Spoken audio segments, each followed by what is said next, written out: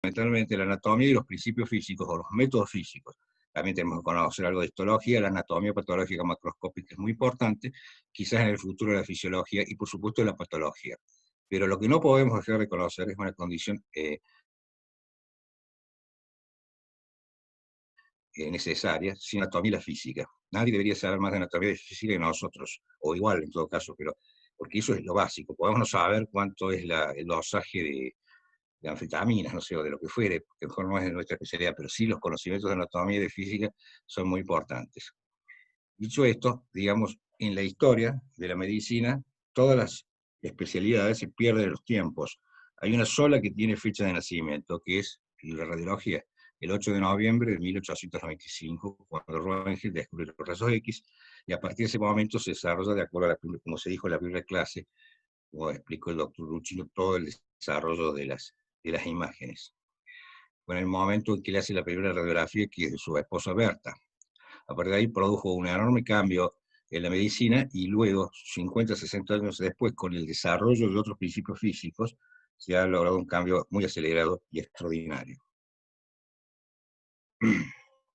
Ya ha definido un poco la anatomía, la histología, perdón, el diagnóstico por imágenes, hagamos una pequeña definición de la anatomía, porque es de las dos cosas que vamos a hablar durante este año. La anatomía es la estructura morfológica del organismo, es una definición. Otra, la anatomía es la ciencia que estudia las estructuras morfológicas de un organismo. Entonces acá quiero hacer pie en esto, hincapié en esto, la palabra ciencia,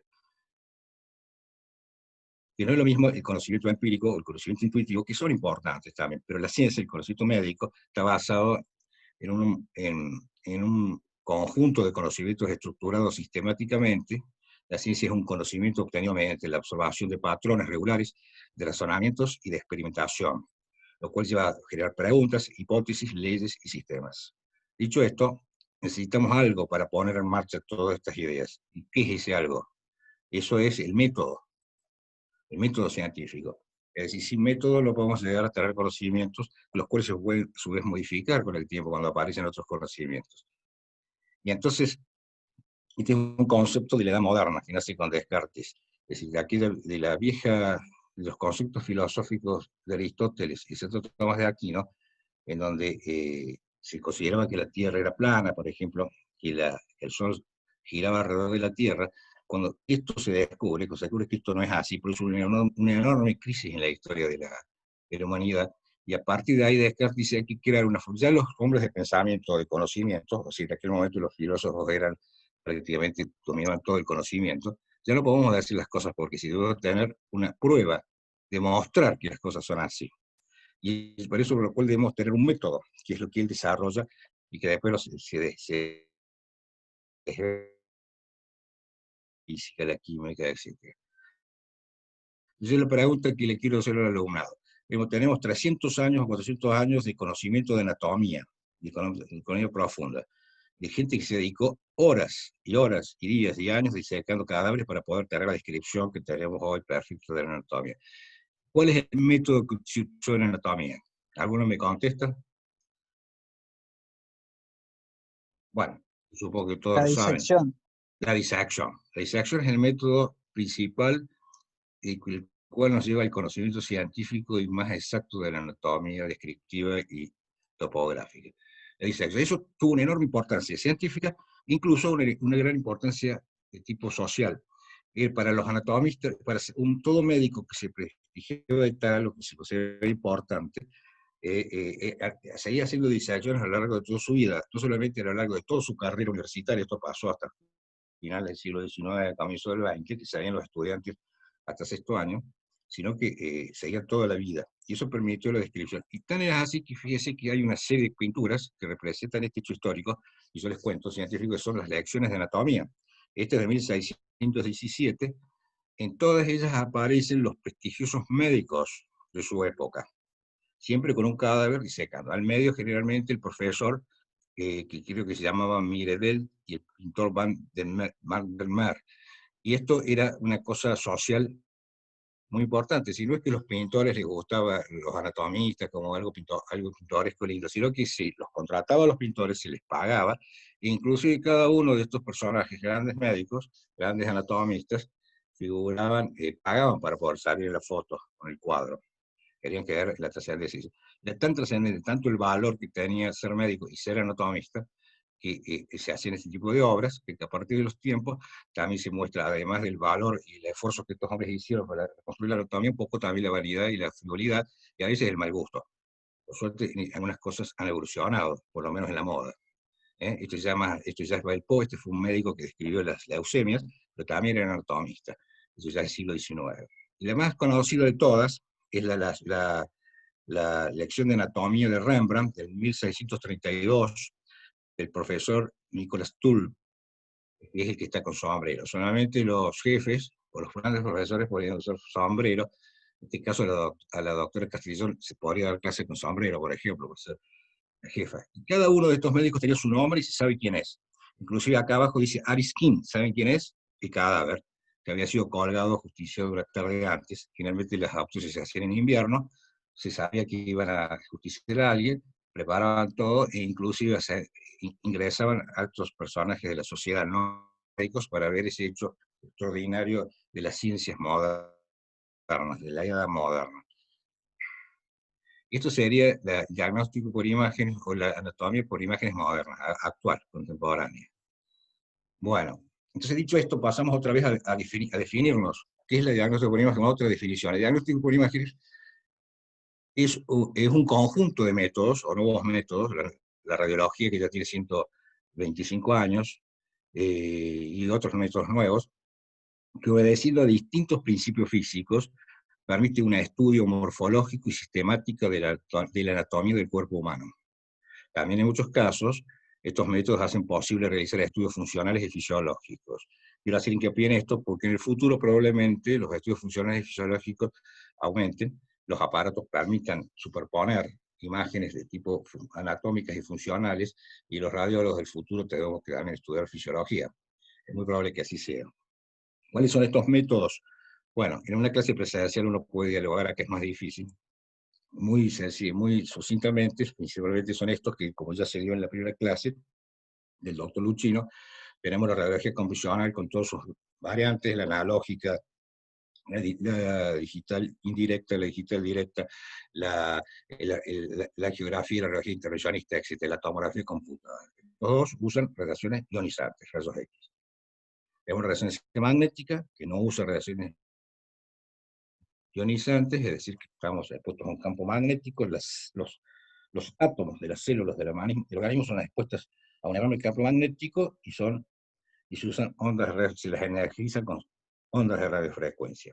Eso genera una imagen con características propias. La ultrasonografía, los ultrasonidos, muy utilizado y muy importante en la medicina nuclear, en donde ya se inyecta un radioisótopo a los pacientes, con marcadores para ir a localizarlos en distintas zonas, en el hueso, en la glándula suprarrenal, etc.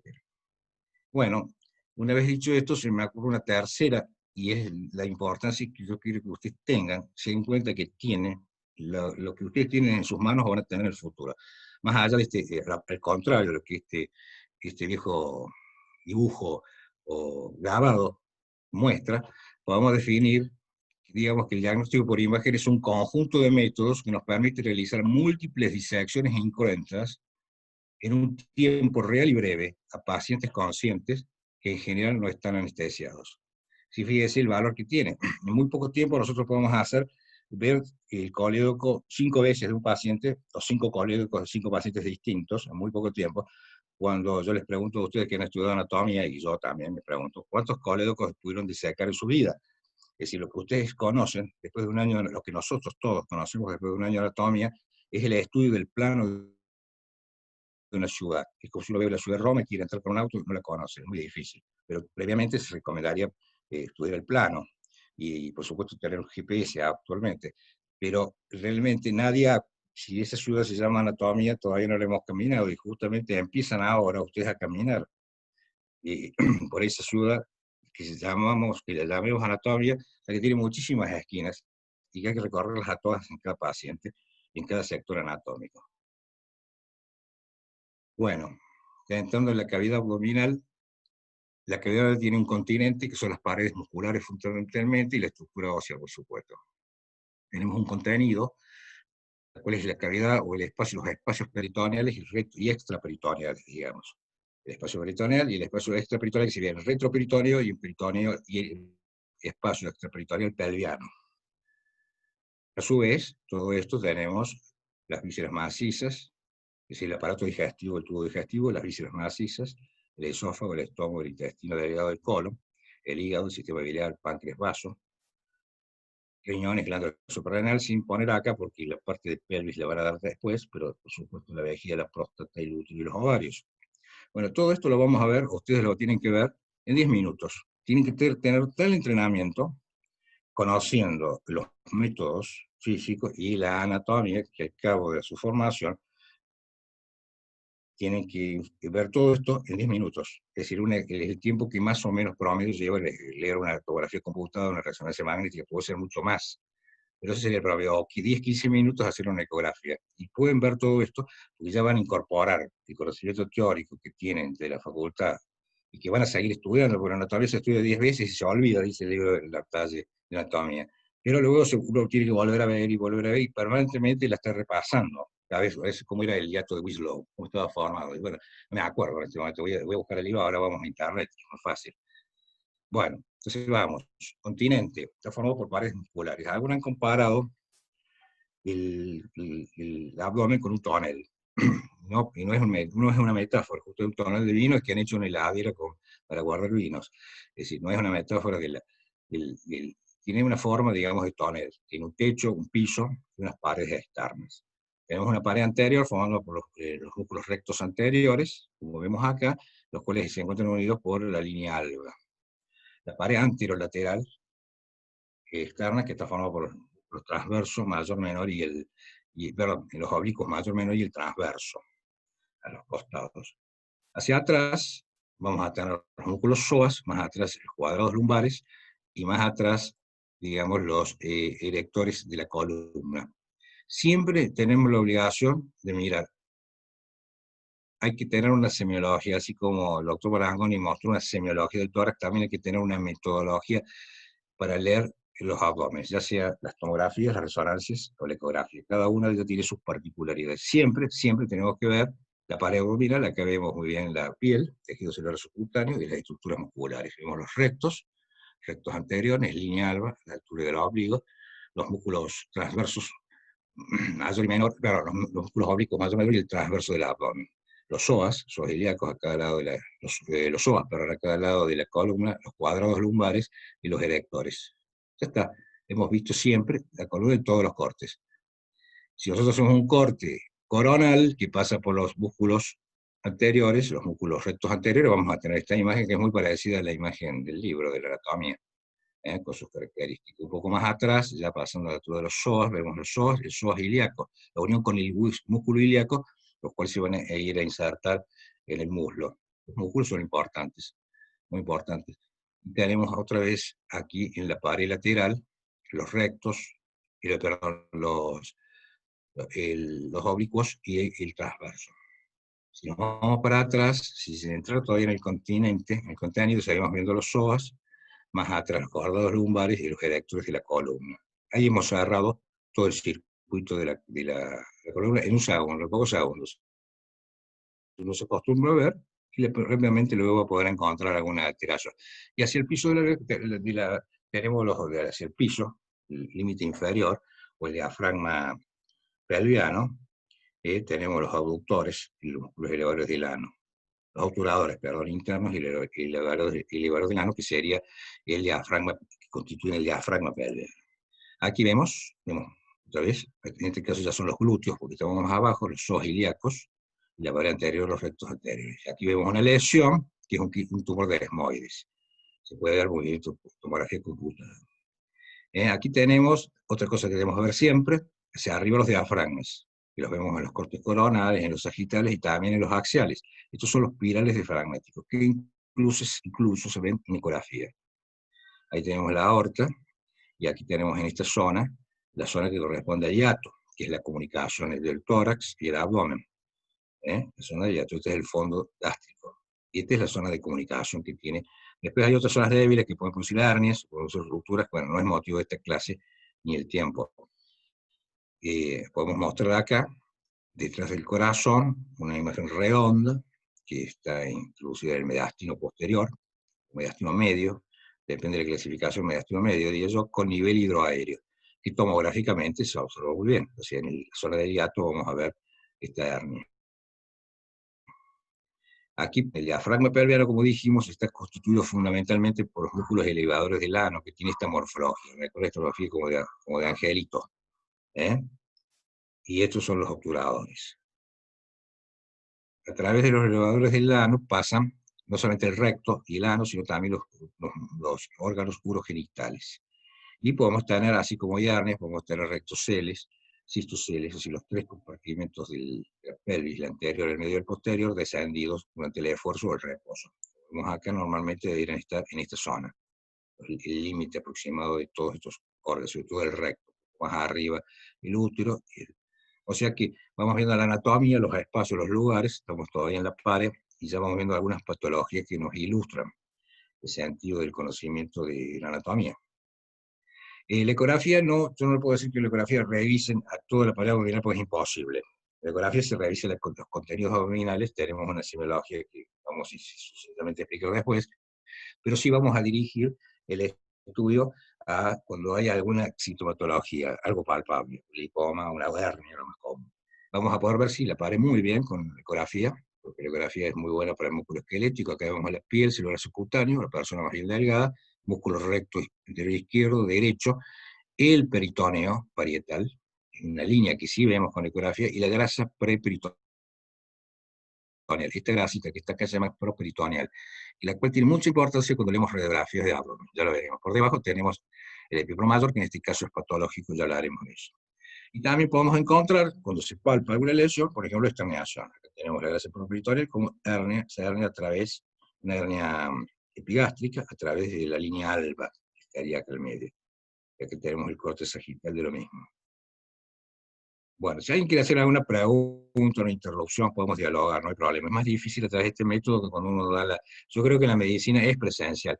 Esto podemos manejarlo bien porque hay la parte práctica se le puede ver con casos, pero en realidad la presencia, la cara de cada uno y lo que uno puede preguntar, tanto el alumno como el profesor, es más fácil en la forma presencial. Si el alumno quiere interrumpir, abre el micrófono y me pregunta, no hay ningún problema.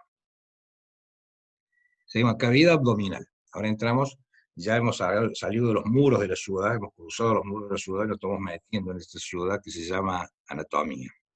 Bueno, dijimos que el contenido tiene, además de los órganos, tenemos fundamentalmente el peritoneo que nos va a dividir al abdomen en cavidad peritoneal y retroperitoneal. Recuerdo que el abdomen va desde el diafragma, como dijimos, hasta el diafragma torácico, hasta el diafragma pelviano, es todo abdomen. Por razones administrativas, a veces se divide en pelvis y en abdomen, y otras veces por razones prácticas. Si es ginecológico, si es un problema de incontinencia, etcétera, vamos a ir a estudiar específicamente y vamos a utilizar distintas herramientas, distintos de estos métodos físicos que tenemos, vamos a ir eligiendo de acuerdo a las patologías que queremos buscar. Bueno, les recuerdo que el peritoneo es una membrana doble, una membrana parietal que recubre toda la pared abdominal, prácticamente toda, y que tiene una hoja parietal y otra hoja visceral, la cual tiene una continuación completa, no hay interrupción alguna. Esta hoja, digamos, cuando recubre a las vísceras macizas, le hace como un lustre, como si fuera un barniz.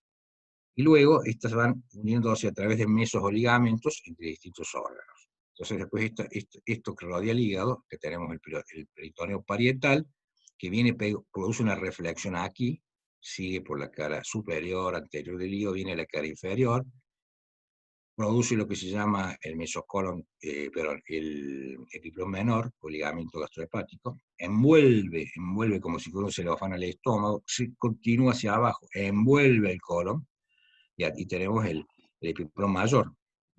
A su vez tenemos generalmente los mesos, son repliegues del peritoneo que llevan vasos, arterias, venas y nervios. En tanto, los ligamentos son repliegues iguales, pero que no tienen esta estructura. Acá tenemos el mesocolon transverso, el cual se va a fijar a la pared posterior del peritoneo, del abdomen.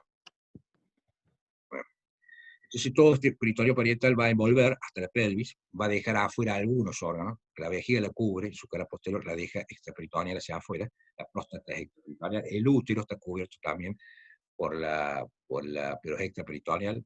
Sigue, hace lo que se llama el fondo de saco de Douglas en la mujer, esta reflexión inferior, envuelve gran parte del recto, hay una parte del recto que ya es extraperitoneal, y seguimos por la pared posterior.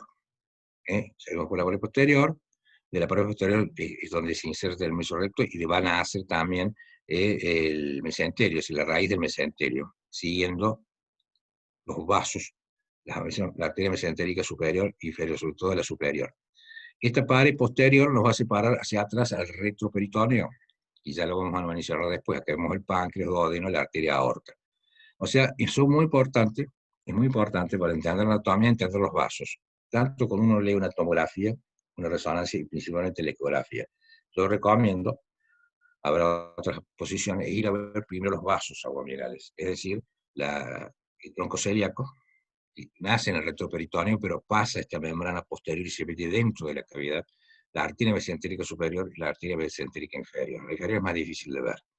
A su vez, ves ver, por supuesto, la vena cava, la arteria que son posteriores, la arteria aorta, y adelante ver la vena mesentérica superior, la vena esplénica, la arteria hepática, etcétera, y seguir todos los trayectos porque eso los van a dibujar, aunque no veamos a veces las líneas mesentéricas, estamos viendo los vasos y nos permite ubicar en qué lugar está y en relación a qué órgano. Lo que va a buscar el páncreas, sabemos con estos vasos cómo lo vamos a encontrar. Bueno, no sé qué más sobre estas dos imágenes, seguramente hay muchas cosas más para decir.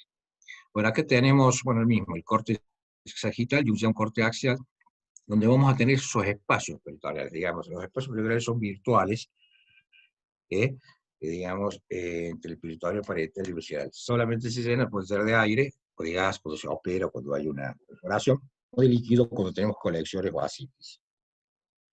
Los espacios se dividen. El mesocolon transverso lo divide en un espacio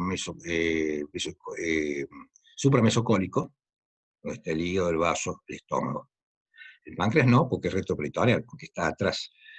Y un espacio inframesocólico, el cual está dividido en dos por la raíz del mesenterio. La raíz del mesenterio tiene los vasos mesentéricos que se van dividiendo, y están cubiertos por la grasa y el tejido conectivo peritoneal, que a su vez va envolviendo a todas las grasas del intestino delgado y el colon. Acá se ha sacado el estómago y se ha disecado la pared posterior del peritoneo, por eso nos deja ver el páncreas, que está por detrás de esa pared. Acá tenemos el ligamento esplénico y acá el ligamento gastrohepático, o epiplón menor. Por aquí vamos a tener los recesos subhepáticos, los recesos subdiafragmáticos. Acá hay posiciones donde tenemos por un lado peritoneo parietal y por otro lado peritoneo visceral. Los espacios paracólicos, el derecho y el izquierdo, y acá el fondo de saco de Douglas o el receso posterior. Bien. Dijimos que la importancia de los vasos. Aquí vemos cómo nace en este corte sagital los vasos. Aquí tenemos la arteria, por ejemplo, bueno, los vasos en general, la arteria mesentérica superior, en este caso sería el tronco celíaco o arteria mesentérica superior, la arteria mesentérica inferior. Fíjense aquí, vemos bien. Acá vamos a ver, en esta reconstrucción 3D, el tronco celíaco con sus arterias principales, la esplénica y la arteria hepática. La mayoría de las veces la hepática nace del tronco celíaco. La arteria mesentérica superior con todas sus ramas, que van a irrigar todo el mesenterio y todas las vísceras, y la arteria mesentérica inferior, que la vemos muy bien acá también. Esto no lo vemos así, pero si vemos los distintos cortes, vamos a ir encontrando ahora. Por ejemplo, acá tenemos la columna, los electores o músculos electores, los músculos rectos anteriores, etcétera, los pilares diafragmáticos. ¿Y esto qué es? La arteria aorta, tronco celíaco, el nacimiento de la esplénica, el nacimiento de la arteria hepática. Por delante, inmediatamente, en estos contactos tenemos el páncreas. Es una buena manera de ubicar el páncreas. Y tiene su cola que llega siguiendo la vena y la arteria esplénica hasta el hilo, hasta el hilo del vaso, digamos así. Siempre, después tenemos la siguiente, al lado, a la derecha, siguiendo el trayecto de la arteria mesentérica, paralelo a la misma, tenemos la vena mesentérica superior, la cual se va a unir con la vena esplénica y nos va a dar la porta. También es una encrucijada muy importante de comprender y que nos va a servir para ubicar la vía biliar, el cólico, etc. la porta luego se introduce el hígado, como luego veremos. Y la mesentérica inferior puede desembocar también en la vena esplérica, es más difícil de ver. Bueno, no sé si hay algo más, nos sigamos para... Bueno, acá tenemos cortes coronales, donde vemos la vena porta, y superpuesto ya tenemos la vena cava inferior, acá tenemos la aorta, aquí tenemos la arteria mesentérica superior, y aquí el tronco celíaco. Más adelante, ya vamos a ver el tronco celíaco acá, y la arteria mesentérica superior, cómo se va distribuyendo en todo el tejido graso que tiene normalmente, y conectivo que tiene normalmente el mesenterio, que es una extensión del peritoneo, que va uniendo todas las vísceras y va irrigando todas las vísceras huecas. Un poco más adelante, el aspecto habitual del mesenterio con sus vasos, y así, cuando hay la trombosis lo vamos a identificar. Acá tenemos la arteria hepática, parece esplénica, me parece, bueno, por supuesto el colon ascendente, el colon descendente, estómago, páncreas. Acá está el páncreas, que le está haciendo acá, esto sería la vena probablemente mesentérica superior, la mesentérica superior, el lucinado le está tirando acá un ganchito al lucinado. La vesícula biliar, el espacio subhepático, el espacio subdiafragmático, etc. Colon transverso, parte del estómago, acá sería parte del vaso, bueno. Aquí están digamos, la relación, las arterias principales que se hacen del tronco celíaco. Normalmente tenemos la arteria hepática común, y luego la común da la gastrodenal, y luego queda la hepática propia, que se va hacia el hígado. Del celíaco también suelen hacer la gástrica izquierda, y después viene la esplénica, y tenemos de la hepática van a hacer la gastroepiploica derecha, la tenemos la gastroepiploica izquierda, que es todo un, ¿cómo se llama esto? Bueno, me sale la palabra, una arcada, digamos, un arco vascular, tenemos las arterias pancreatiodrenales, etc. Y yo quiero decir que estas tienen muchas variantes, y sobre todo la arteria hepática. Y estas son las descritas, acá hay como 9 variantes, y seguramente a lo largo de su vida, si ustedes saben que existe, y miran siempre, porque siempre hay que mirar todo, siempre, todas las esquinas del abdomen, hay que mirarlo, la de examen, van a encontrar y seguramente van a poder agregar algún tipo de variante. Recuerda que lo normal es esto, y aquí, por ejemplo, no tenemos la arteria esplénica, perdón, el tronco celíaco con la arteria esplénica, y no está. ¿Dónde nace la hepática? Nace aquí, en la mesentérica superior, que es una de las variantes, de las tantas variantes. No vamos a hablar de eso porque no es el motivo de la clase, pero tengan en cuenta y sepan que existe, te lo van a encontrar en internet, si no va a estar, lo tienen en esta clase. Las distintas variantes del nacimiento de la arteria hepática. Aquí también el seguimiento de los vasos nos permite a veces diferir. Por ejemplo, aquí hay una tracción. ¿Ven los vasos de la arteria mesentérica? Están como traccionados. Algo está pasando. Claro, estamos viendo una película, una foto de la película. Y acá hay algo que llama la atención. Algo que gira como un vórtice. Y sería esto. Es un vórtice de un paciente nuestro que ha tenido... ¿Qué les parece que puede haber tenido un paciente que se produce este vórtice, este giro? Que son las paredes y el mesenterio, más los vasos que se enrollan a lo largo de un eje. ¿Cómo se llama eso? Vólvulo. Un vólvulo, perfecto, un vólvulo. Que en la tomografía se expresa de esta manera, y que en la radiografía, que no es este caso, se expresa de esta forma. Solamente conociendo la radiología uno ya lo puede saber que tiene esta forma de granito de café. Pero esta es la expresión de cómo se comportan los vasos, cómo giran y cómo los vasos nos va a orientar de lo que está pasando. O sea, hay algo que está girando junto con los vasos, van también, por supuesto, las paredes del intestino y el mesenterio propiamente dicho.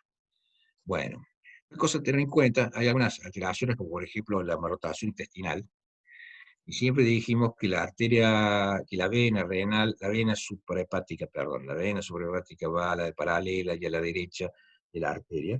La vena suprahepática se une con la esplénica y a nivel del cuello, de la región posterior del cuello del planta, y nace la porta. A veces cuando tenemos mal rotación, la vena la vamos a encontrar por delante, o ligeramente a la izquierda, o a la izquierda directamente, va a estar cruzada. Lo va a pasar por adelante a la arteria mesentérica y va a acompañar esta mal rotación del intestino. Esto es un hallazgo que tener en cuenta. Cuando usted sospeche mal rotación del intestino y está haciendo un eco, miren las dos venas, sobre todo en niños. Y si ya saben que tiene rotación, vayan a confirmarlo con ese hallazgo, entre otros. Pero no vamos a hablar de mal rotación, simplemente estamos hablando de los vasos y la semiología del abdomen. Muy bien, ¿qué les llama la atención acá, en esta tomografía computada? Las paredes, bien. El resto de las cosas, ¿qué les parece en la región central? Alguien que me diga. ¿Hay tumefacción grasa, puede ser? Claro, hay un cambio. Si la grasa normal tiene una hipointensidad característica, vemos el tejido celular subcutáneo y la grasa del epiplón, la grasa mesentérica y la grasa parirrenal. Pero acá hay una grasa aumentada, o sea que es muy probable, cuando la grasa aumenta de intensidad de densidad, es que haya un proceso inflamatorio. Inclusive parece que hubiera una línea, y esto es una paniculitis. ¿Y de qué parte? ¿Dónde están qué vasos tenemos en el centro ahí? Los vasos, ¿qué vasos son estos que se ven acá? Lo acabamos de mencionar. Alguien que lo diga. Mesentérico, Claro, los vasos, la arteria mesentérica superior existan superior. ahí. Claro, la superior, la inferior, todos los vasos mesentéricos están metidos. Así que esto es la raíz del mesenterio. Es un proceso inflamatorio de la grasa, que es la paniculitis. Puede ser primaria, es un proceso inflamatorio, una enfermedad inflamatoria como puede ser la, la fibrosis retroperitoneal, por ejemplo, está dentro o puede ser también como un fenómeno paraneoplásico. Y en ese caso puede estar acompañada de adenopatía. Otro de los elementos que tenemos que ver en la vamos a buscar los elementos. Acá siempre los linfáticos y los ganglios siguen los trayectos arteriales y venosos. Así que vamos a encontrar. Además, aquí, este paciente debe tener otra cosa que conjuntamente con la paniculitis, porque vemos la aorta, la aorta, la vena cava y estos nódulos que son adenopatías. Ahí tenemos imágenes de adenopatías. Perfecto. Entonces hemos ubicado en el espacio semiológico, sabemos que es el mesenterio, que son los vasos mesentéricos, que está inflamada la grasa, suponemos que es una paniculitis, y además encontramos otros elementos siguiendo el trayecto que son las adenopatías. Y siempre están en el trayecto. Hay un elemento que a veces se confunde con patológico, pero es normal, que es un reservorio de linfa, que es ¿cómo se llama esto? ¿Alguien sabe? Cisterna de kilo. La cisterna Beckett. no, de Beckett, la cisterna de Beckett, que es un reservorio que luego es continuado hacia arriba con el conducto torácico. Beckett describió esto y todo el sistema linfático en 1634, es una publicación. Calcula la cantidad de disecciones y el trabajo que fue para descubrir cada una de estas cosas, que ahora nosotros las vemos sencillamente. Se ubica generalmente por delante de la segunda vértebra lumbar, detrás de la crura diafragmática, y también por delante de la vena cava superior, ya en su porción intrahepática. Bien, cisterna de Beckett. Seguimos. Bueno, acá tenemos tal vez las cavidades, los espacios, marcados los espacios virtuales que existen. Ya Morton Meyer, así como en la clase de radiología se mencionó Felson, un libro de 50 años atrás y que es extraordinario, y se lo recomiendo que lo lea porque es gracioso además. Antes de la tomografía computada, Morton Meyer era un libro clásico también de la radiología que quizás ya no tenga tanta importancia. Ellos hablan del movimiento de los líquidos dentro del peritoneo.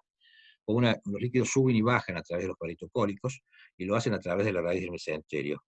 Y una lesión, que a lo mejor se produce un traumatismo de vaso, por ejemplo, me ha pasado, un chico que golpeó la cara anterior del abdomen hace muchos años, y le hago una ecografía como a las 12 de la noche, me llaman, y yo le encuentro el vaso bien, todo bien, y cerca del bolsillo de morso tenía una colección. Digo, no, esto tiene que ser el hígado, se golpeó adelante, tiene la colección acá.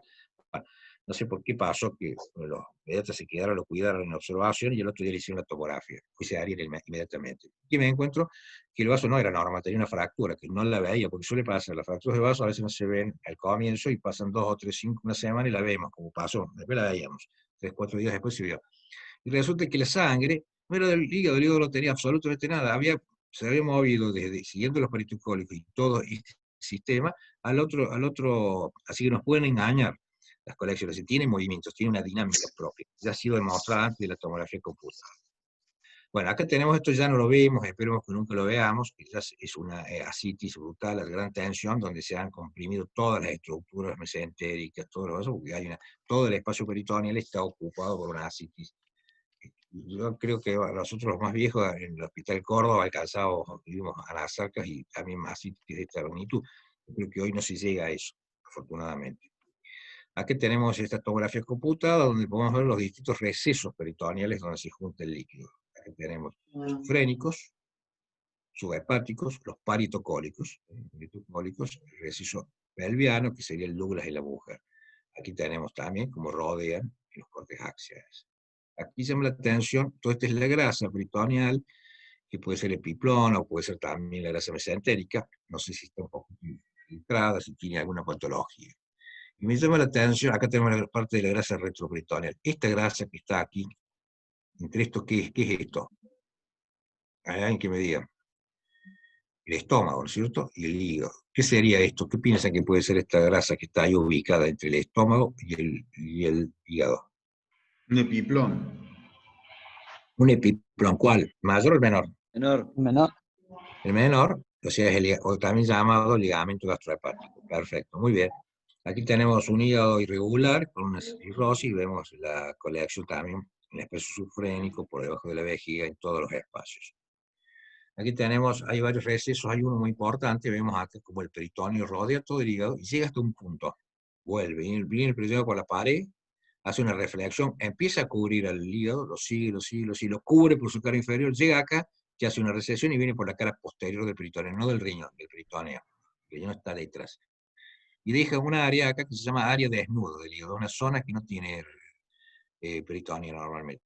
Y acá queda una reflexión, un espacio, un bolsillo vacío virtual. Y cuando hay líquido, habitualmente, así como en el Douglas se junta el líquido, vamos a tener aquel líquido en el bolsillo de Morrison, que acá lo vemos en la tomografía computada. Es muy común este sitio, es un sitio para ir a buscar líquido inmediatamente. El Douglas y el Morrison. Bueno, otro lugar muy importante donde podemos juntar líquido, colecciones, es la llamada transcavidad de los epiplones o la bolsa de los epiplones. Este es un espacio del peritoneo, que es peritoneal, está dentro de la cavidad peritoneal y es un tercer espacio, el cual está unido el hiato de Winslow al resto de la cavidad peritoneal. O sea, se puede llenar de líquido si hay ascitis. Y se puede llenar de líquido muy comúnmente si hay un proceso inflamatorio tumoral que se perfora, porque eso se ubica exactamente entre el estómago y el páncreas.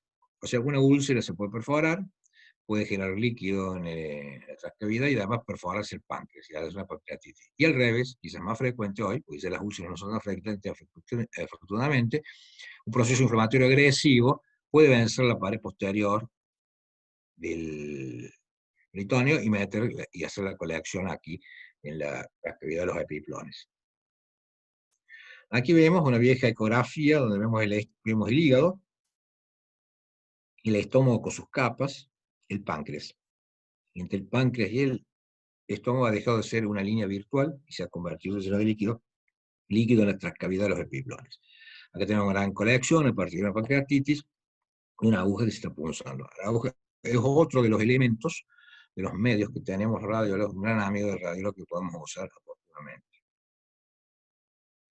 Bueno, pasamos al hígado para mostrar algunas de las vísceras que están recubiertas por el peritoneo. Dicen algunos autores que en realidad ninguna de las vísceras intraperitoneales son totalmente intraperitoneales porque están envueltas por el peritoneo, pero no están dentro de la cavidad peritoneal. Hay una sola, no sé si lo dije antes, hay un solo órgano que es intraperitoneal verdadero. ¿Cuál es?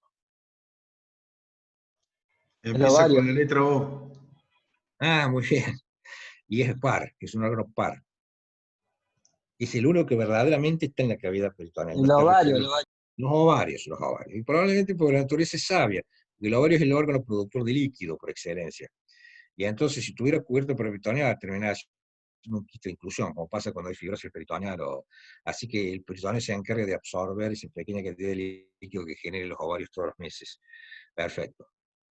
Entonces, este hígado que se encuentra por esa capa, vamos a tener una cara anterior y superior, vamos a tener el ligamento coronario, el ligamento falciforme, por debajo del ligamento redondo, que es un vestigio de lo que fueron los vasos umbilicales, y cual está obliterado y que cuando hay hipertensión portal puede volver a reaparecer, siempre hay que tener en cuenta la circulación colateral a partir de la permeabilización de la vena umbilical. Esto lo va a dividir topográficamente en un segmento izquierdo, que es más pequeño, y un lóbulo de izquierdo, y un lóbulo derecho, que tenemos. Esta es la división anatómica. En la cara inferior o visceral vamos a tener una línea que va entre la vesícula biliar y la porta, y la cava, perdón, la cava, donde está el verdadero hilio hepático.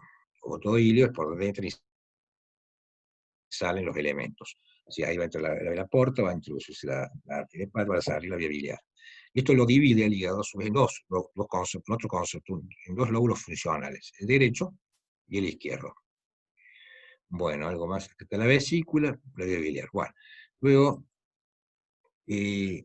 otra cosa, bueno, siguiendo esto, la irrigación del hígado. Una cosa muy importante a comprender es que el hígado tiene una doble circulación, lo cual es muy importante en la interpretación de las imágenes, ya cuando realizamos otra herramienta que tenemos, otro método, que es la utilización del contraste. Si vamos a tener un tiempo arterial y un tiempo venoso, lo cual vamos a poder caracterizar muy bien muchas lesiones, porque cada lesión tiene una vascularización distinta. Y entonces, acá volvemos a ver lo que ya mencionamos y que nos permite identificar esa zona del abdomen y sobre todo el páncreas, que tiene, es la vena mesentérica, la vena esplénica, la mesentérica inferior desemboca acá, y la vena mesentérica superior, la cual va a la derecha de la arteria mesentérica superior, ¿no es cierto? Y acá tenemos la vena, la arteria esplénica y la arteria hepática. Cuando se unen, forman la porta. La porta se introduce por el hilio junto con la arteria y por ahí también sale la vía biliar. Y estos elementos hay que tenerlos en cuenta para identificar semiológicamente las lesiones. Bueno, después vino un señor llamado Cuinot y lo dividió el hígado en segmentos funcionales.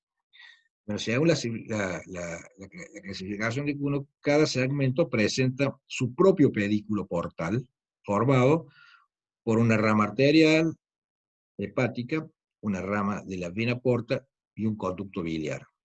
Cada una de estas unidades funcionales, lo cual tiene un valor quirúrgico importante con las resecciones, y tiene un valor para el diagnóstico, ya que nos va a permitir localizar las lesiones en estos 8 segmentos que Cugnot se pronuncia así, no sé, los franceses, los mis amigos, digo bien o mal, lo digo en 8 segmentos, que son estos, ¿cierto? ¿Cómo se divide? La vena porta entra por el hilio y se divide en dos, se bifurca en la rama izquierda y la rama derecha. A su vez, de forma vertical o parasagital, digamos, de alguna manera, las ramas suprahepáticas, que son las que reciben y desagüan la sangre tanto de la porta como de la arteria, lo van a dividir de forma vertical. Y vamos a tener un lóbulo, la media nos va a dividir en un lóbulo derecho y un lóbulo izquierdo. A su vez, la derecha va a dividir los segmentos posteriores, porque estos van hacia atrás, y los segmentos especialmente anteriores. A su vez, la vena porta lo divide en segmentos superiores y segmentos inferiores. Entonces vamos a tener que la vena, acá la vena suprahepática derecha nos va a dividir en segmento posterior y anterior.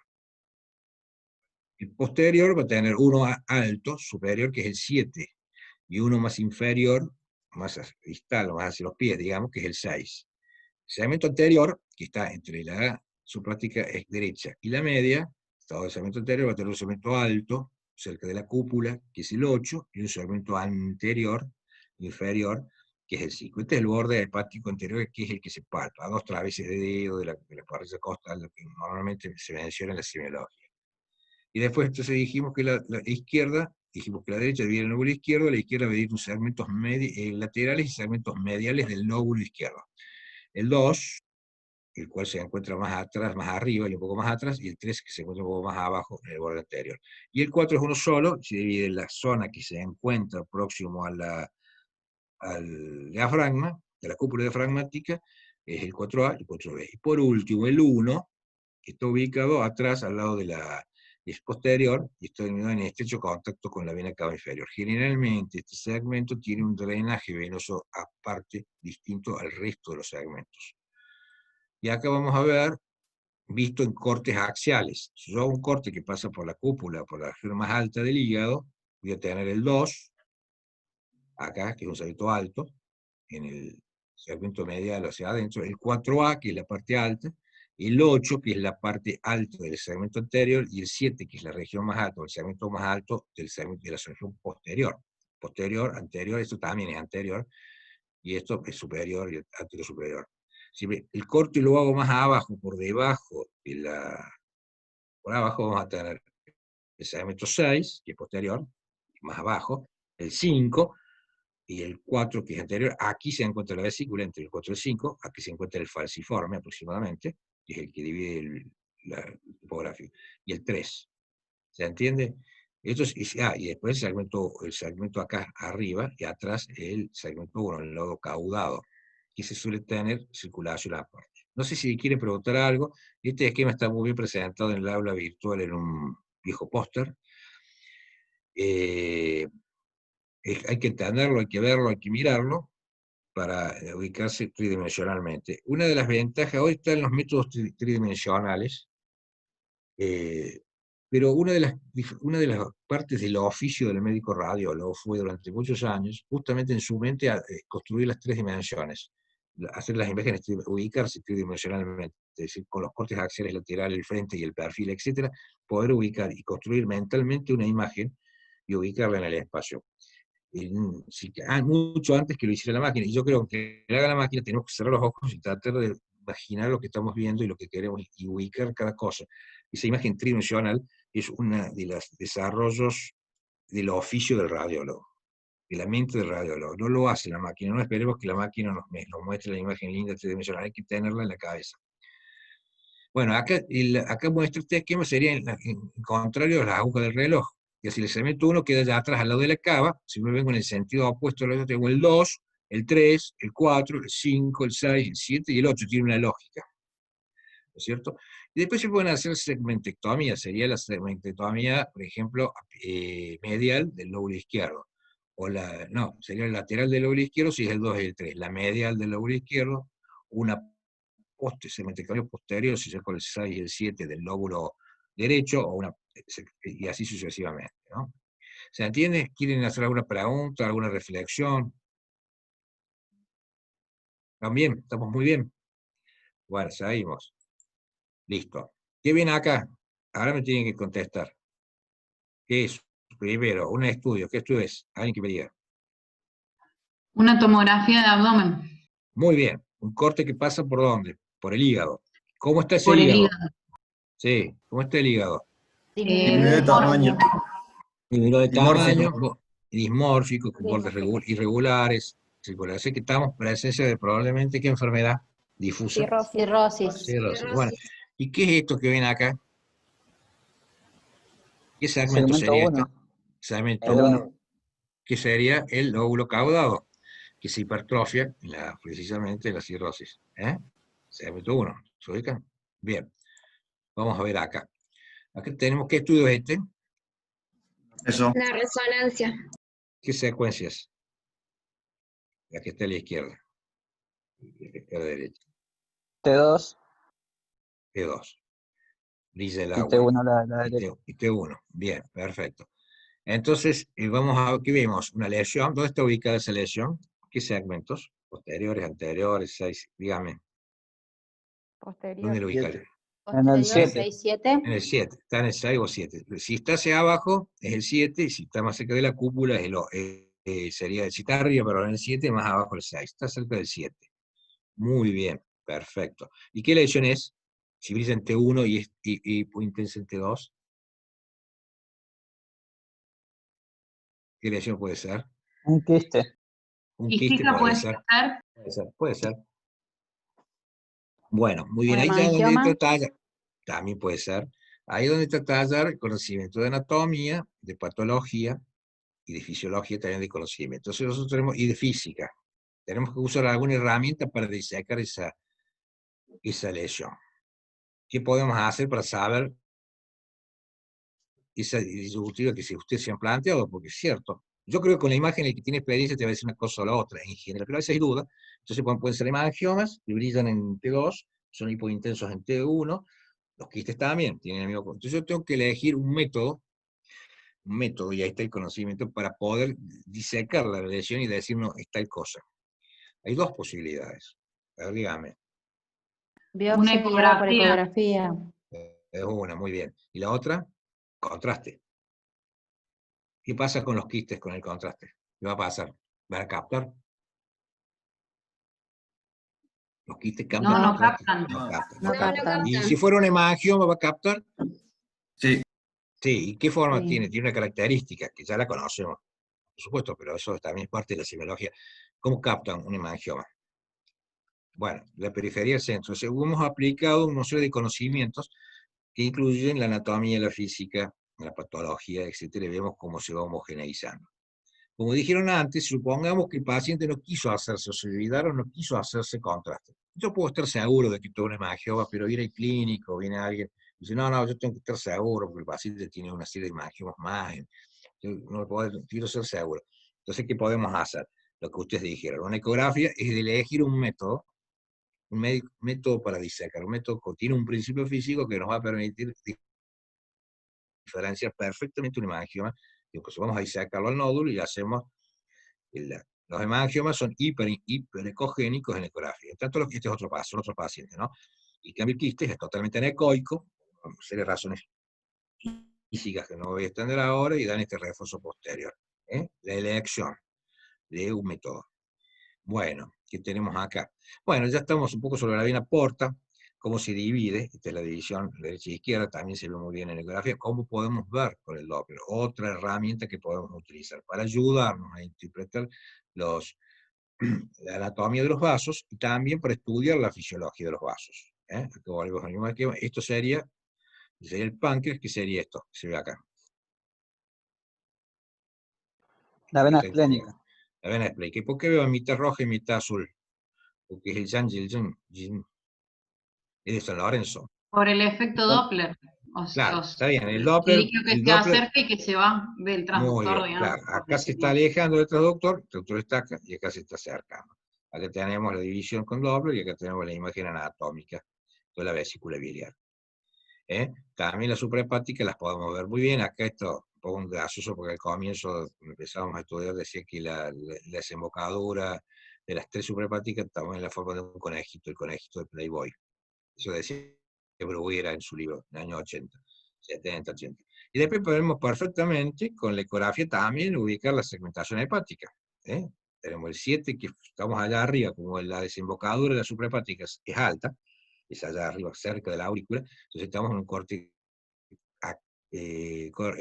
transversal del abdomen, o axial, donde vemos el segmento 7, que es alto, posterior, el 8, el 4, sería el 4B, creo que es, o el 4A, y el segmento 2. Si me vengo más abajo con el ecorro, voy a encontrar los otros segmentos.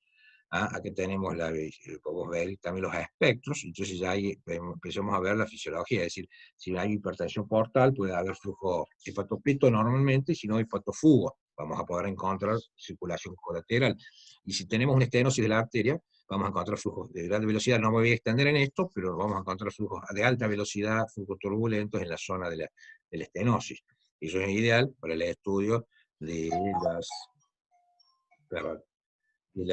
los trasplantes renales, los estudiamos sistemáticamente, los trasplantes hepáticos, quiere decir, también los renales, y los pancreáticos los estudiamos sistemáticamente con Doppler, y buscamos todas estas características del flujo. Y eso es una cosa que también me gusta hacer mucho a veces a los cardiólogos y a los cirujanos vasculares, y creo que tenemos que dominarlo a fondo, no solamente la parte anatómica, sino fisiológica, porque es algo que debemos hacer los radiólogos, algo que nació y que lo hemos desarrollado a través del tiempo, aunque también lo compartimos con otros colegas de otras especialidades. Bien, bueno, la vesícula. ¿Cuál es el mejor método para estudiar la vesícula? Ecografía. Ecografía, muy bien, perfecto. ¿Y la vía biliar se ve bien con ecografía? Yo creo que sí, es un muy buen método inicial para estudiar la vía biliar, pero por excelencia sería ¿cuál? La Colangio-resonancia. Bueno, acá tenemos la vesícula normal, no voy a extender la vesícula con cálculos, la vesícula como se ve en una resonancia magnética, que se ve muy bien. Perfecto. Aquí quiero dar algunas nociones de la ecografía en el hígado y en la vía biliar. Nosotros normalmente, la suprahepática tiene un borde muy finito, en cambio y poco ecogénico, la suprahepática. En cambio la porta, como va acompañado siempre de otra línea, otro espacio que es la vía biliar, va a ser más gruesa y va a ser más ecogénica. Esta es una porta normal con una vía biliar finita normal. ¿No es cierto? Todo esto se junta en el ilio derecho, hepático derecho, hepático izquierdo, y va a dar el cólico, hepático común y el cólidoco. El cual se ubica por delante, acá está mal, está un poco a la izquierda, se ubica un poquito a la izquierda de la vena de la vena porta. Esta es la vena porta, este es el colédoco, ¿cierto? Vena porta, colédoco.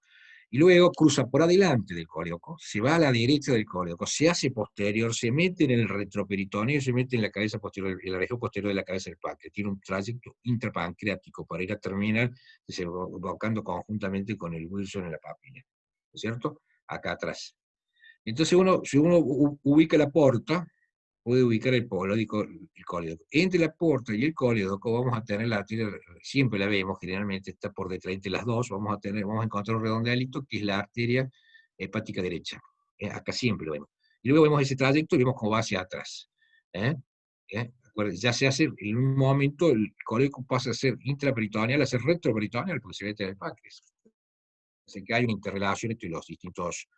Bueno, acá tenemos como esto ya es la arteria hepática, ya la rama principal, esta es la porta, y acá tenemos en esta el colédoco que se ha hecho posterior y se está metiendo en la cabeza del páncreas. Y acá lo tenemos, la cabeza del páncreas, este es el uncinado, este es la vena mesentérica superior que está justo en el cuello del páncreas, no sabemos qué es el cuello porque está la vena mesentérica, el proceso uncinado, y ahí en la cabeza del páncreas alcanzamos a ver, no es muy buena la imagen, el colédoco. Si podemos ver el colédoco intrapancreático aún siendo normal. El colédoco, ¿cuánto mide normalmente?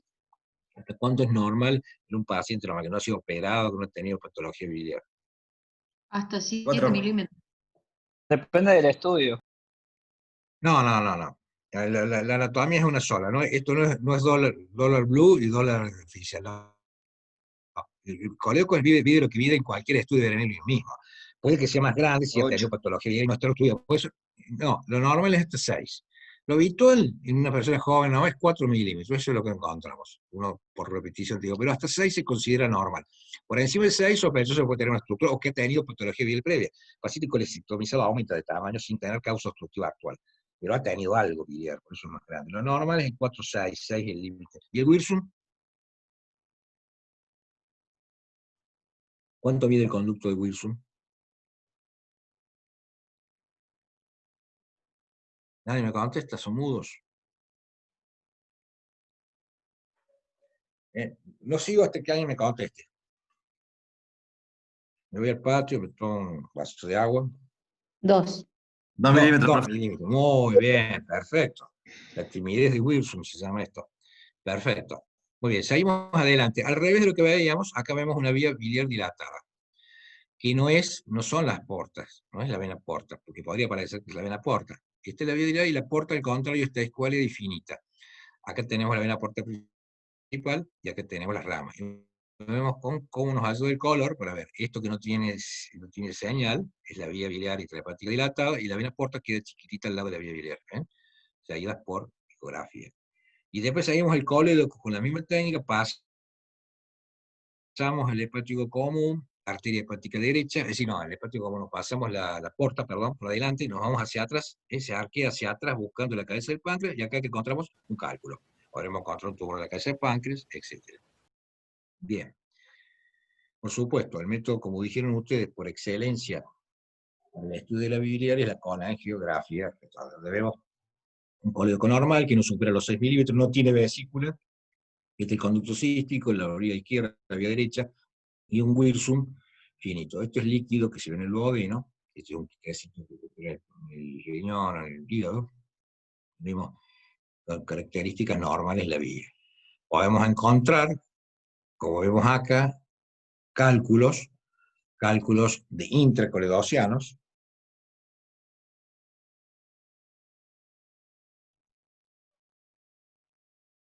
vemos cálculos de distinto tamaño, seguimos viendo un conducto de Wilson con calibre normal, que está muy dilatado sobre todo. Quizás la vía biliar no está tanto, porque a lo mejor esta es una patología biliar no obstructiva en el momento, pero que no funciona bien, entonces se ha hecho un colédoco grande, con un cístico grande, sin tener demasiada repercusión. ¿Cómo te parece? No tiene ictericia probablemente, simplemente tiene una malfunción biliar con cálculos en su interior. A veces los cálculos hay que mirar todos, como siempre, todo, pueden estar ubicados dentro de la vía intrahepática, pueden ser múltiples, a veces uno solo, y produce un tapón o una obstrucción ahí, por ejemplo, en este caso.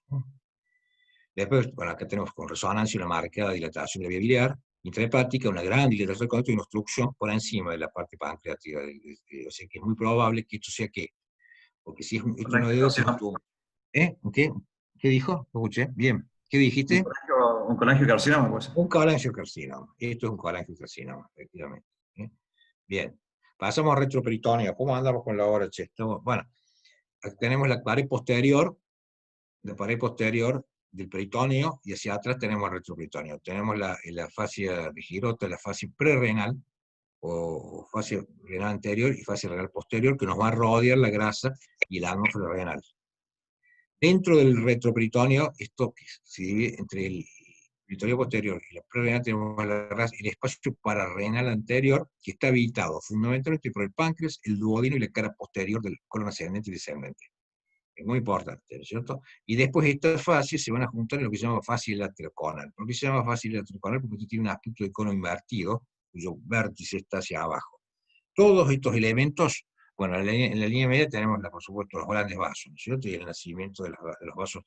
Todos estos elementos sirven para frenar y contener procesos inflamatorios o tumorales. Ahora, cuando los procesos son muy agresivos, pueden traspasar eso, o salir las líneas de estos espacios peritoneales o líneas peritoneales y pasar de un lado de un continente al otro o extenderse hacia la pelvis o hacia el tórax. La unión de la pared posterior del peritoneo y de esto se llama línea fascia lateroconal. Ya lo dije, porque tiene forma de cono invertido. Acá vemos una pancreatitis, un pancreómetro de tamaño, y como todo este proceso inflamatorio se ha contenido acá por la cara posterior del peritoneo, pero acá produce un proceso inflamatorio que dibuja muy bien, que se frena en la fascia prerrenal, respetando el espacio perirenal. Aquí es más extenso, ¿cierto? Perfecto, seguimos por falta de tiempo, que yo creo que de hecho ya conocen. Acá tenemos del lado derecho afectado el espacio perirenal, porque esto ha sido más que una pancreatitis, fue una pancreatitis leve, pero que producida por complicaciones de una colangio retrógrada. Generalmente cuando vemos los signos importantes de pancreatitis se dan más bien del centro a la izquierda. En cambio, las complicaciones son del centro a la derecha, las complicaciones por colangio. Acá vemos bien la fascia lateroconal que funciona. Y acá tenemos un tumor que ha perforado la prerrenal y se ha metido en la atmósfera renal, y sin embargo ha respetado la grasa del perirrenal. Bueno, aquí tenemos un importante pancreatitis con un foco de necrosis. Recuerda que con contraste no captan las zonas de necrosis, las zonas viables son las que captan contraste, y aquí se los traigo para mostrarles cómo esto que tiene forma de cono invertido es lo que por eso se llama fascia lateroconal. Como el proceso es muy agresivo, viene a través de la fascia llegando hacia la cavidad peritoneal. En pacientes con pancreatitis grave hemos visto importante dilatación del líquido intraescrotal, y al punzarlo hemos obtenido enzimas, en 2 o 3 oportunidades de enzimas pancreáticas en el líquido escrotal. O sea que el poder de capilaridad de inflamación y de transportarse a través de las distintas fases es muy, muy significativo en la pancreatitis aguda. También habíamos visto una colección, un pseudoquiste, etcétera, en la transcavidad de los epiplones, y este caso va del páncreas hacia adelante, ya mencionamos eso.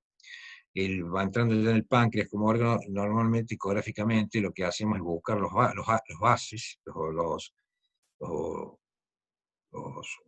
la arteria, por ejemplo, en este caso, esta es la arteria esplénica, esta es la mesentérica superior, se unen en el cuello del páncreas, En los niños suele ser hipodenso, y en los adultos suele ser hipoecogénico, y en los adultos hiperecogénico, porque se carga de grasa.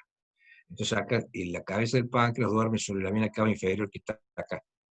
El cuello se encuentra en la unión de la mesenteria superior con la esplénica, o sea, en el nacimiento de la porta, este es el cuello. El cuerpo lo tenemos a la altura de la vena mesentérica. El conducto de Wilson, que se ve muy bien en ecografía también, mide 2 milímetros, nos sirve para ubicarlo también Doppler. Acá tenemos lo mismo que decíamos, la arteria mesentérica superior, la aorta, la cabeza del páncreas. Este es el proceso incinado, que le hace un ganchito allí a la mesenteria superior, cuerpo y cola del páncreas.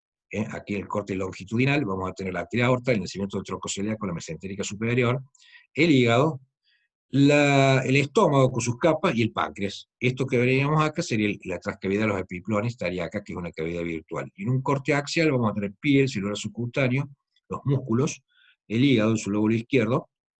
Este es el estómago con sus capas. Nosotros podemos ver las capas del estómago, y cuando están engrosadas, infiltradas, tiene un tumor, lo vamos a poder ver, hay que examinarlo. Y acá tenemos el tronco celíaco, la arteria hepática, esplénica y la aorta. Acá inclusive vemos el pilar diafragmático, esta es la vena cava, y esto es el pilar diafragmático. Lo vemos, podemos ver la porción sumergida del esófago, si la porción intraabdominal se puede ver con ecografía. Si usamos un método sistemático para estudiar y siempre lo repetimos todas las veces tenemos que ver todo, 2 veces en cortes longitudinales, cortes axiales, en barridos longitudinales y axiales, en posiciones del paciente en el glúteo dorsal, el glúteo lateral derecho e izquierdo, y mirar todo. Bueno, acá también tenemos ya lo que hemos visto, no voy a insistir todos los vasos, etcétera. Aquí tenemos, por ejemplo, el conducto de Wirsum, tamaño dilatado del colédoco, tenemos acá algo que nos llama la atención, el cálculo, un tapón que obstruye y produce una dilatación hacia este lado, y ahí lo vemos ecográficamente, el Wirsum, perfectamente dilatado, con una especie de tapón cálculo dentro, probablemente por una pancreatitis crónica. Se ve bien en la ecografía la dilatación. Ya tenemos dilataciones más importantes, una neoplasia intraductal usinosa, papilar usinosa, tipo 3, o tipo 2-3, es el actual conducto y los conductos colaterales del hueso. Acá esto lo pongo para mostrarles las glándulas suprarrenales, que siempre las tenemos que ver, se ven muy bien en tomografía computada, ¿no es cierto? No se ven en ecografía, no se ven normalmente en ecografía. No obstante, eso hay que ir a ver. Siempre sistemáticamente, cuando salimos del hígado, vamos a ver el riñón, los cortes, los axiales longitudinales, y vamos a ver el área suprarrenal bilateral, la cual se encuentra por arriba y por adentro del polo superior de los riñones, y acá, cerca de la cabo de la aorta. Tiene esta forma de invertitis, etc. Y entonces cuando hacemos una ecografía y pasamos por esa esquina, porque si no pasamos nunca la vamos a ver, tenemos que ir a esa esquina y a todas las esquinas del abdomen para poder encontrar las cosas. Vamos a ver, es más buena ecografía, pero ya encontramos, ya nos ganamos el día, encontramos una lesión. Cuando encuentro un nódulo suprarrenal, lo más frecuente, ¿qué sería? Las 2 cosas más frecuentes de un nódulo de ese tamaño. ¿Un adenoma? Un adenoma es una, y la otra que debemos descartar, que es frecuente también, muy bien, porque dijo eso, una metástasis. Perfecto. Con la eco no nos alcanza. Entonces, obviamente, para tener una mejor caracterización espacial, vamos a hacer una tomografía, y la tomografía, usando la fisiología del medio de contraste, el comportamiento del medio de contraste, podemos inferir si se trata de una metástasis o de un adenoma. Entonces, estamos usando distintos métodos físicos para llegar a una conclusión. Muy rápido, para mostrar, también tenemos otras opciones, ¿no es cierto?, que sería la resonancia magnética. Sabemos que los adenomas, como el estatosis hepático o los adenomas hepáticos, pueden tener grasa intracelular. Resulta que en todas las secuencias, en todas las resonancias magnéticas hacemos una secuencia, se llama fase, que uno en fase opuesto o fuera de fase. Tiene la característica que aquellos tejidos que tienen grasa intracelular tienen una enorme caída de señal en el fuera de fase, se hacen bien hipointensos. Entonces no tengo duda de que esto es un adenoma en una metástasis, aunque el paciente tuviese un cáncer de pulmón, que es un sitio que da metástasis frecuentemente en las glándulas suprarrenales. No, esto es una cosa porque tengo esta herramienta con la cual yo voy a disecar la glándula suprarrenal. Pero yo la encontré en un examen semiológico de la ecografía, y después busqué el método más adecuado para disecar y decir tal cosa. Eso es la idea, que quiero que le quede el concepto, ¿no?, que aprendan, porque esto es el motivo de esta clase. Bueno, ¿cuáles son los métodos generales? Tenemos, por supuesto, esto es un gran método, durante años se hicieron estudios por, inclusive los japoneses desarrollaron el doble contraste, también los suecos, para encontrar pequeñas úlceras o pequeños cánceres, antes que hiciera la endoscopía, ¿no es cierto? Entonces podemos ver que tiene doble contraste y lo que se llama del área gástrica, los bordes, esto yo no lo voy a extender porque no es motivo. Después tenemos, el abdomen simple sigue siendo útil. Yo les hablé de la grasa poroperitoneal, como la grasa tiene un coeficiente de absorción distinto a los tejidos blandos, que es el agua, vamos a poder ver las líneas grasas y eso nos va a permitir ver los órganos, están aumentados de tamaño. Acá vemos la punta del hígado. ¿Por qué la vemos? Porque tiene grasa alrededor. Aquí vemos el palito cólico, lo vemos porque tiene grasa alrededor. Vemos el palito cólico del otro lado, vemos la vejiga, vemos los riñones porque están rodeados de grasa, vemos los psoas, y vemos acá un cálculo que tiene una forma calicial, aceptada, y que acá vemos unos calculitos, unos nodulitos cálcicos que son flebolitos, son redonditos a diferencia del cálculo. Si tengo ascitis, se me van a borrar estas líneas, y eso es un signo radiológico de ascitis. Si tengo un absceso del psoas, se me va a borrar el psoas del lado correspondiente. Si tengo un absceso perirenal, se me va a borrar. Es decir, era más difícil la radiología convencional, es muy fácil porque tenemos cortes. Ser un buen radiólogo clásico, ver bajo el agua, no era una cosa fácil. Como para estudiar, y esto es importante, los métodos para estudiar el intestino delgado, ya que los endoscopios no llegan. El clásico es el tránsito del intestino delgado, el cual nos permite ver los distintos segmentos, es decir, el duodeno, el yeyuno, ilion, las válvulas conniventes, los pies mucosos, y llegar hasta el hilo terminal. El tránsito del intestino delgado sigue siendo un método importante. Acá, por ejemplo, tenemos una... ¿Qué tiene este paciente? Un hilio. Un hilio. Probablemente obstructivo porque es muy amplio, ¿no es cierto? Y el hilio es una posible dilatación. Siempre las radiografías de abdomen deben hacerse en decúbito dorsal. Es como se puede leer mejor. Luego, si queremos ver si tiene niveles hidroaéreos, se hace uno de pie. O una horizontal, correcto horizontal, si el paciente no se puede parar. ¿No es cierto? Ya que tenemos lo que llaman, algunos dicen que queda feo decirlo, el signo del reboque, cuando hay edema de las paredes, entonces se separan, y el signo de las monedas, el apilamiento de monedas. Acá tenemos el nivel hidroaéreo, bueno, el obstructivo dinámico, la causa más frecuente es la brida, hay un montón de otras causas, y la ecografía cuesta mucho ver esto, tiene gases, y el gas es un enemigo de la ecografía, no nos permite, si está muy extendido no lo vamos a poder ver. Por supuesto, la tomografía computada sería el método de elección actual. Acá vemos el hilo terminal en un hermoso estudio, donde vamos a ver algo que impronta, que podría ser una válvula ileocecal hematizada o un linfoma de la glándula ileocecal, ¿no es cierto? Bueno, los estudios modernos para estudiar actualmente el aparato digestivo son la enteroresonancia y la enterotac. Esto es una enterotac, esto es una enteroresonancia, lo cual nos permite ver muy bien las paredes, es decir, el intestino, y lo vamos a hacer con TAC y resonancia, pero también la ecografía a veces nos permite ver muy bien engrosamientos. Por eso la metodología, además de ver la suprarrenal, debemos seguir los paritos cólicos, seguir todo el marco colónico, con la ecografía, mirar, aunque veamos gas, no importa, el infravesocólico derecho y el izquierdo, porque cuando aparezca un engrosamiento de un asa, un tumor, una adenopatía o una masa, la vamos a ver. O sea que siempre tenemos que ver hasta la vejiga, la próstata, el útero y los ovarios, que la vejiga esté vacía. Algo nos va a dejar ver. Y vamos a descubrir muchas cosas con la ecografía. Bueno, en este caso ya es un paciente que tiene, ¿qué ven acá? Un engrosamiento del ilion muy rápido, es decir, tiene una ileitis. Distintos diagnósticos diferenciales, puede ser por Yersinia infecciosa Campylobacter o puede ser una enfermedad de Crohn. Esto también lo vamos a ver en ecografía. Si nosotros hacemos una ecografía detallada, vamos a ver el engrosamiento del ilion, la ileitis, o el engrosamiento del colon, etc. Aquí ya tenemos una avanzada con las úlceras astoides, y acá tenemos también con este aspecto de úlceras astoides de un engrosamiento por una ileitis inflamatoria, ¿no es cierto? Bueno, la tomografía, el método nos permite ver, por ejemplo, esto que se llama el signo de Scrapira, porque cuando hay una enfermedad inflamatoria se produce una transformación del tejido de la capa submucosa, y se hace una metaplasia de tipo grasa, y vamos a tener el signo de una escarapela o un coso por fuera las estructuras musculares. ¿Y esto qué es? Bueno, esto es un paciente que está con dolor abdominal, con una cierta distensión, y que tenemos acá. La ecografía es un muy buen método para ver esto, que es una invaginación. Esta es la tomografía, y trata de del paciente, esta es nuestra, y todo tomado de la literatura para poder mostrar cómo se veía el intestino dentro del intestino. No me voy a extender, se lo darán en los años siguientes.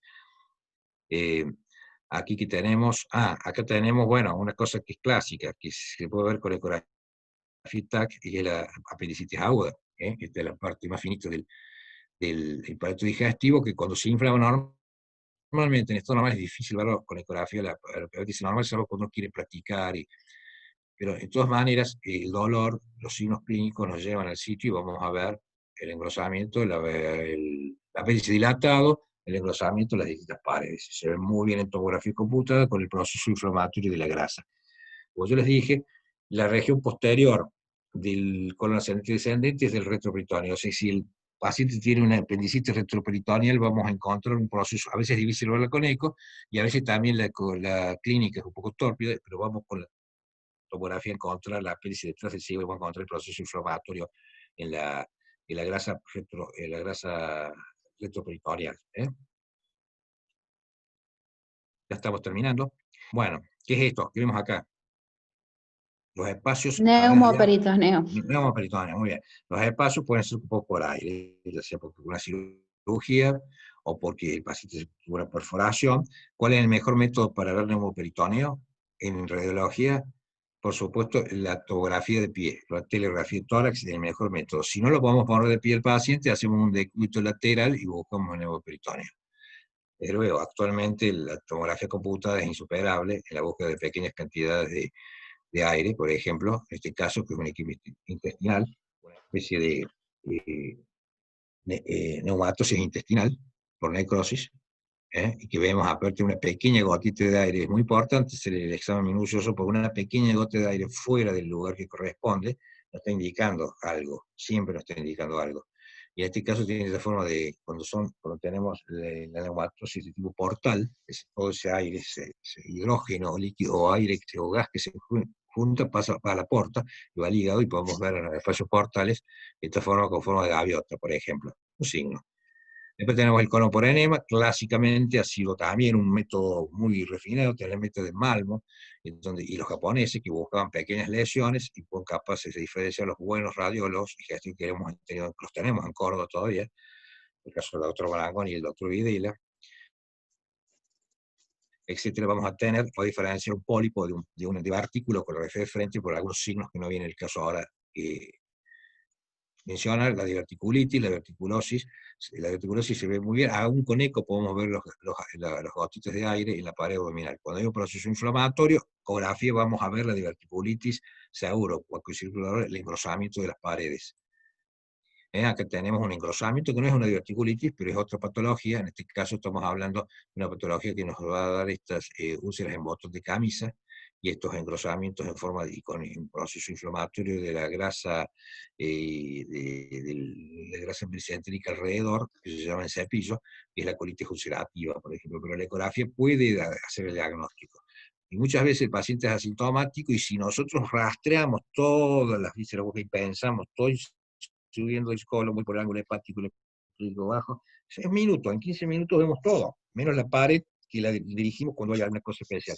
Y de golpe nos encontramos silenciosamente, algo que no ha dado síntomas, que es una lesión, un engrosamiento de cualquier parte, puede ser un tumor de Gibbs, puede ser, en este caso, un cáncer de colon, que nos va a dar la vieja clásica imagen de manzana. O sea, acá en la ecografía, como en la tomografía computada, en la manzana estamos viendo solamente la luz irregular y no vemos la parte del tumor que vendría aquí.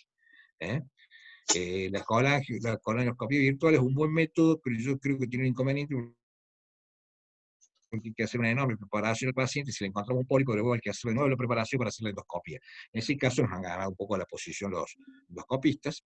Ya estamos a nivel de la pelvis, de la cual no voy a hablar, pero por ejemplo, para estadificar cualquier tumor pelviano, el mejor método, la EICO es un buen método de aproximación, sobre todo en la parte ginecológica, pero todas las lesiones pelvianas se estadifican y se estudian con resonancia magnética. Es decir, cáncer de endometrio, cáncer de cuello uterino, cáncer de colon, endometriosis. Acá vemos un cáncer de colon, de recto, perdón, el cáncer de recto de la ecografía. Este es el método, vemos como el proceso infiltrativo va más allá de la muscular y ya se metió en la grasa. Esto es el mesorrecto, vemos esta línea. Entonces nos permite estadificarlo con gran precisión. Es decir, todo lo que es estadificación y estudio, la próstata también, por supuesto, la resonancia magnética es el método.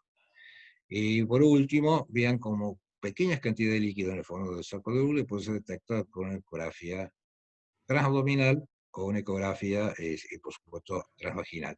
Por supuesto, la resonancia también nos permite ver. Esto no voy a hablar porque hay una clase de anatomía y de patología, pero de anatomía pelviana más adelante. Por esto doy por terminado, ya muy sobre la hora.